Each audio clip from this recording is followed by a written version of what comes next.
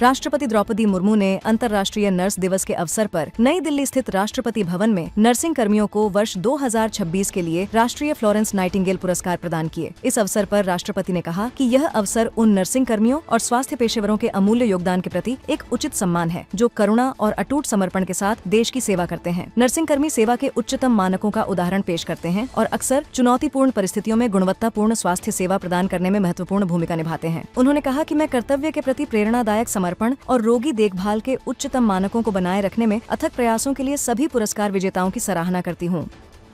उपराष्ट्रपति सीपी राधाकृष्णन ने नई दिल्ली के भारत मंडपम में अखिल भारतीय आयुर्विज्ञान संस्थान दिल्ली के 51वें दीक्षांत समारोह को संबोधित किया। स्वास्थ्य सेवा वितरण में एम्स के योगदान पर प्रकाश डालते हुए उपराष्ट्रपति ने कहा कि यह संस्थान चिकित्सा नवाचार और उत्कृष्ट स्वास्थ्य सेवाओं के क्षेत्र में देश की प्रमुख शक्ति बनकर उभरा है। ये रोगियों की देखभाल और आधुनिक चिकित्सा के सर्वोच्च मानक स्थापित करते हुए आम लोगों के लिए स्वास्थ्य सेवाओं को सुलभ और किफायती बनाए हुए है। उपराष्ट्रपति ने स्नातक के छात्रों से विनम्रता, उत्कृष्टता और सहानुभूति के साथ समाज की सेवा करने का आग्रह किया और यह सुनिश्चित करने को कहा कि उनका कार्य केवल पेशेवर दक्षता तक सीमित न रहे, बल्कि समाज के व्यापक हित के प्रति समर्पण को भी दर्शाए।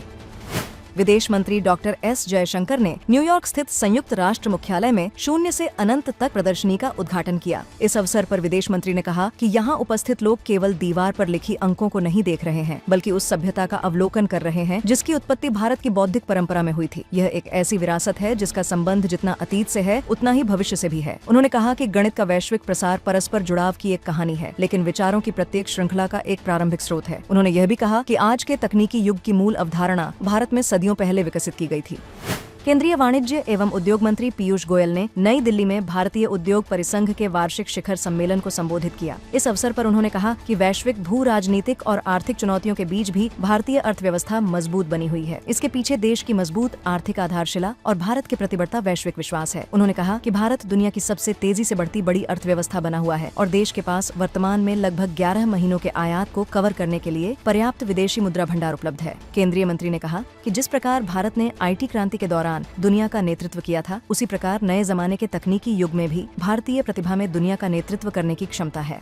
केंद्रीय पृथ्वी विज्ञान राज्य मंत्री डॉक्टर जितेंद्र सिंह ने नई दिल्ली में 2 उन्नत मौसम पूर्वानुमान उत्पादों का शुभारंभ किया। आज लॉन्च किए गए 2 उत्पादों में भारत मौसम विज्ञान विभाग द्वारा पहली बार देश के विभिन्न हिस्सों में मानसून के आगे बढ़ने का पूर्वानुमान के रूप में AI संचालित प्रणाली और एक पायलट सेवा के रूप में उत्तर प्रदेश के लिए उच्च स्थानिक रेजोल्यूशन वर्षा पूर्वानुमान को शामिल किया गया है। इस अवसर पर उन्होंने कहा कि ये नवनिर्मित प्रणालियां मौसम पूर्वानुमान से हटकर प्रभाव आधारित और निर्णय समर्थन पूर्वानुमान की ओर एक बड़े बदलाव का प्रतीक है। उन्होंने बताया कि ये प्रणालियां किसानों, प्रशासकों, आपदा प्रबंधकों और नागरिकों को सटीक, स्थान विशिष्ट और कार्रवाई योग्य जानकारी प्रदान करने में सक्षम है।